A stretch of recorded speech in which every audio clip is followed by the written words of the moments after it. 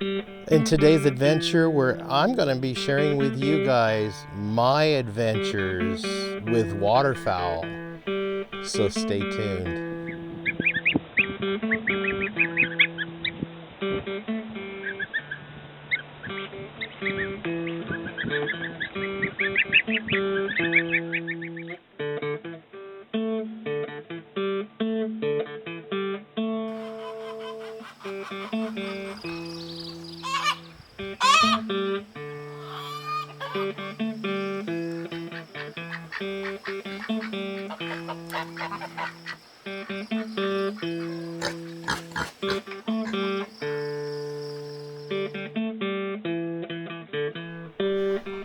Hello folks, welcome back to Pine Meadows Hobby Farm. I'm your host, Jerry Hansen. In this episode, I wanted to share with you guys my adventures with waterfowl. When we were homesteading over down the street at Acorn Acres, I kind of put a bunch of cattle panels together and made these duck and goose pens, and I collected a variety of ducks and geese. The varieties we did have is I had Pekin ducks, I had what they called Indian runners and Roman ducks. These look like the mallards but don't fly. And then I had a couple of types of geese. I started out with a pair of these African brown goose with a hump on their head. And it turned out that the female did not want anything to do with the male. I got some other geese, American buff geese, and so I put them together, and she ended up mating with a American buff gander. So their offspring turned out interesting, to say the least. So after a period of time, I did get rid of my ducks and my geese, at least just the African browns and the Indian runners. I sold them. Some of my animals I lost to coyotes. We have a bad problem with coyotes over there. I took them out of the short fence and put them inside of my garden fence, which is 7 feet tall. And the neighbor who lived over there on the ranch literally saw the coyotes climbing up over the top of the garden fence down into the garden to get to the geese. Man, those things are desperate. So if you think a coyote can't climb an 8-foot fence, think again. But anyway. Okay, here's my makeshift duck pen. I came over to the farm this morning and found the baby ducks absolutely soaked. I keep them in this pen or in these buckets with some wood chips in it and their water container. Dumped the water container all over. They were literally sleeping in wet. And here's some hog panels or stock panels I had. There's 5 of them there. There's 4 foot high, 18 or 16 foot long, with one down the center at 8 foot. So each pen is 8 by 16. There's an open one. I had enough of this corrugated clear roofing that a friend of mine gave me, and I just draped those across the top and weighted them down with some of my plywood strips that I had left over from building my shelves in my library. So I'm just weighting those down right now, and there you have it. There's the ducklings and the goslings in there cohabitating. Hey, if they can cohabitate, why can't we? There you go. Aren't they cute? Those are my babies. I have 6 goslings and 8 ducklings, and one of them I'm not sure about. I gave them all a bath. They had a bath in there. Cleaned them off, and one wasn't looking too good when I looked in on them this morning, the littlest one. 2 of them were hatched a week after the rest of them.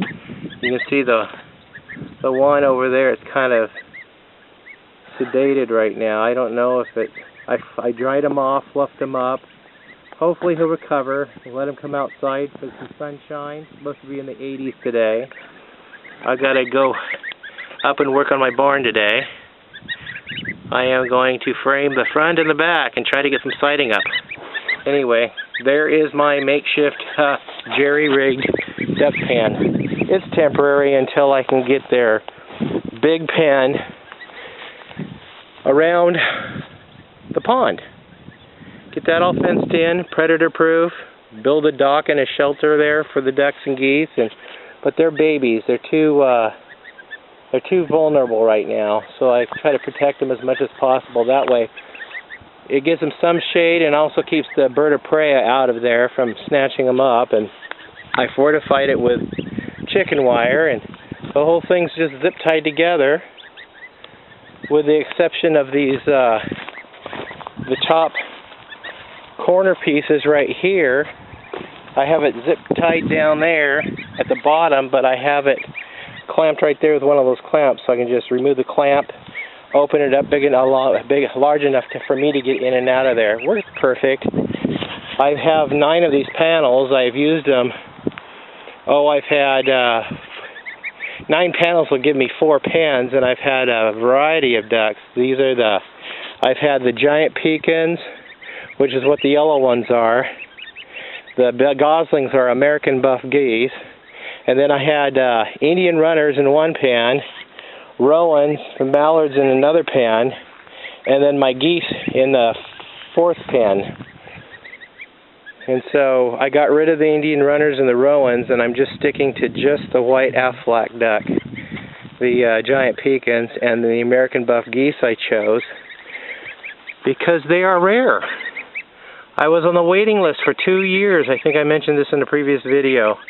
For these little guys, I really wanted to raise the American buff geese, not to eat, but I'll raise them to collect the eggs, incubate them, and then put them up for sale once they've gotten paired off and old enough, and I'll sell them to people who want to help preserve the flock.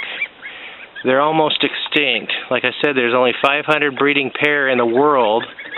These are one of the only goose that's indigenous to the United States, bred for the Pioneer Homestead. These were a very popular goose on the Pioneer Homestead. I have a pet gander. All of my other geese got ate by coyotes, and so I've got to really fortify the new pen. I have electric wiring. I've got to get a better fencing and chicken wire, so it's going to be triply fortified around that area.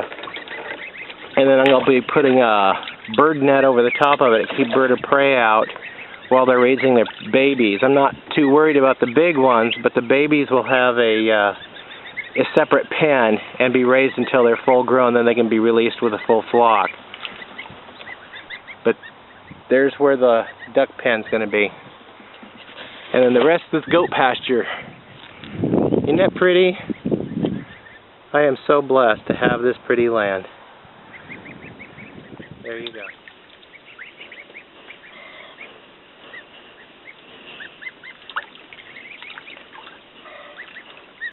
Now I'm over here at Pine Meadows Hobby Farm and enjoying my flock that I have here. And what's nice about Pine Meadows Hobby Farm is I have this little pond that came with the property. Well, the other property had a big pond, a huge lake, but was very unprotected, and my waterfowl wouldn't be too safe in it. So that's how come I had to keep them in smaller enclosures with kiddie pools. But my flock right now, they're asking for dinner. It's like 5 o'clock at night now, and they're wanting food, so I'm gonna have to go feed them. Why don't you guys come?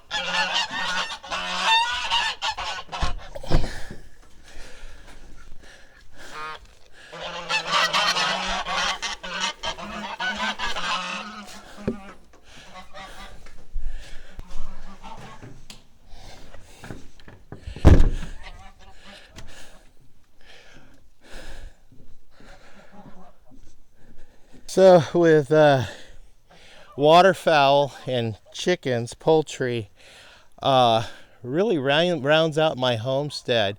I've had my first livestock that I had when I lived in I was in the 5th grade. I started a garden, and my first livestock was a duck. I had a pair of ducks.